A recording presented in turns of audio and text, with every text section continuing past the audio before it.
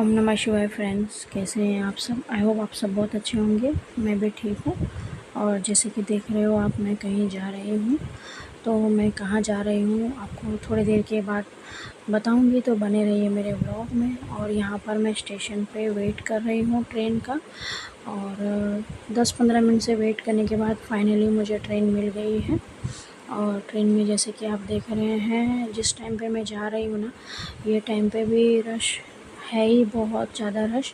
तो चलो कोई बात नहीं, मुझे बैठने के लिए तो सीट मिल ही गई थी। तो फ्रेंड्स, मैं बताती हूँ आपको कि मैं कहाँ जा रही हूँ। मैं जा रही हूँ मायके। और बहुत ही इमरजेंसी में मैं निकली हूँ। और कुछ है जो बहुत मुझे थोड़ा टेंशन भी हो रही है। तो मैं जा रही हूँ डैडी से मिलने। मेरे डैडी एडमिट हैं हॉस्पिटल में। और बस मैं यहाँ पहुँच गई हूँ और अभी ऑटो में हूँ और डायरेक्ट जा रही हूँ हॉस्पिटल। तो यहाँ डैडी से मिली। अभी डैडी जनरल वार्ड में शिफ्ट हो गए, पहले आईसीयू में थे। तो अभी उनकी हेल्थ बेटर है, बट फ्रेंड्स पूरी तरह से ठीक नहीं हुए हैं। और अभी भी उनको वीकनेस है और टाइम लगेगा थोड़ा ठीक होने के लिए। और फ्रेंड्स देखिए, अभी मैं निकल रही हूँ, मेरे साथ सिस्टर भी निकल रही है। और अभी हम लोग जा रहे हैं घर पे। और देखिए, जैसे ही हम लोग नीचे आए ना, तो कितनी बारिश हो रही है, ज़्यादा ही बारिश हो रही है। और मेरे पास तो था अम्ब्रेला, सिस्टर के पास नहीं था। तो फिर उसने बोला कि एक काम करते हैं, डायरेक्ट ही मतलब ओला ऑटो कर लेते हैं, वरना फिर टाइम लगेगा। और अभी टाइम भी हो गया था एक्चुअली। तो फिर हम लोग ने ओला ऑटो किया और अभी जा रहे हैं घर पे। और थोड़ा रुक के फिर इवनिंग में मुझे निकलना है। और निकलने से पहले, घर पे जाने से पहले, एक बार मैं डैडी से फिर से मिलूँगी। और इस तरह से अभी फिर हम लोग थोड़ी देर में पहुंच जाएंगे घर पे। और अभी मैंने घर के लिए रात को 7:30 बजे के अराउंड ट्रेन पकड़ लिया है। और डैडी को क्या प्रॉब्लम हुआ, मैं क्यों ऐसे अचानक में आई, आपको आगे ब्लॉग में पता चलेगा। और मैंने ज़्यादा नहीं दिखाया आपको, क्योंकि हॉस्पिटल में है ऑब्वियसली, तो ज़्यादा नहीं दिखा सकते हैं हम, इसके लिए। फ्रेंड्स, अभी अभी मैं घर पे पहुंची हूँ और टाइम हो रहा है, अभी 10 बज रहे हैं रात के। और जैसे कि मैंने आपको दिखाया अपना जाने का, यहाँ से मैं जैसे ही निकली उसके बाद जब मैं वहाँ पहुँची, तो मैं सबसे पहले वहाँ गई जहाँ पर मेरे डैडी एडमिट थे। वहाँ पर उनको मिली और फिर सिस्टर भी थी वहीं पे।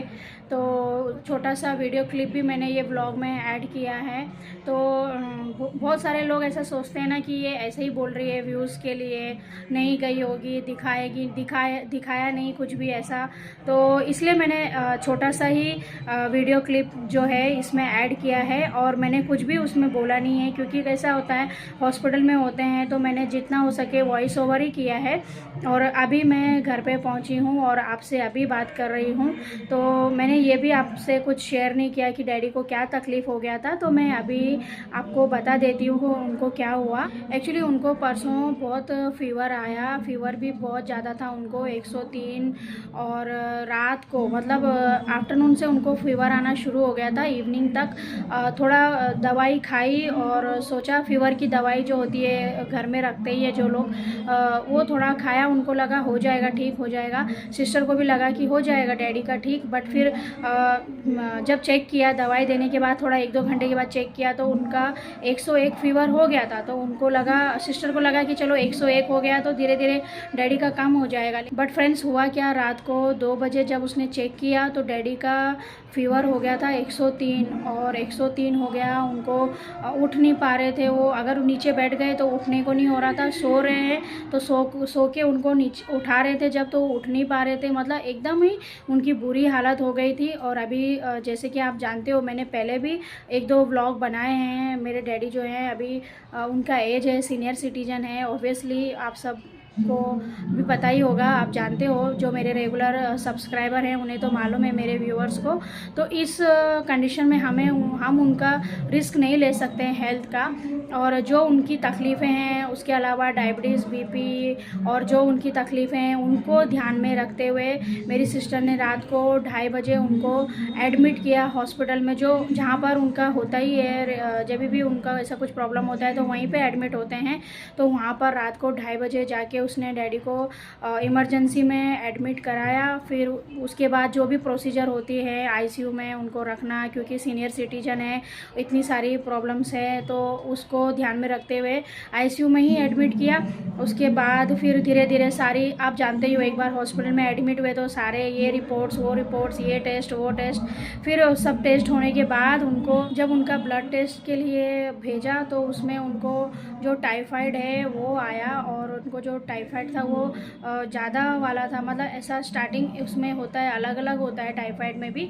ऐसा वो लोग बोल रहे हैं कि स्टार्टिंग वाला उनको जो था वो थोड़ा ज़्यादा वाला हो गया था, क्योंकि ऑब्वियसली एज है तो इस वजह से। फिर उन्होंने धीरे धीरे फिर उनका जो भी दवाइयाँ थी वो चालू करवाई, बाकी के टेस्ट भी साथ साथ में होते रहे। तो परसों डैडी रात को एडमिट हुए थे, फिर कल मैं नहीं जा पाई, तो मैं आज गई। जैसे मैंने शिवांश को छोड़ा इधर स्कूल के लिए, उसके बाद मैं सीधा निकल गई।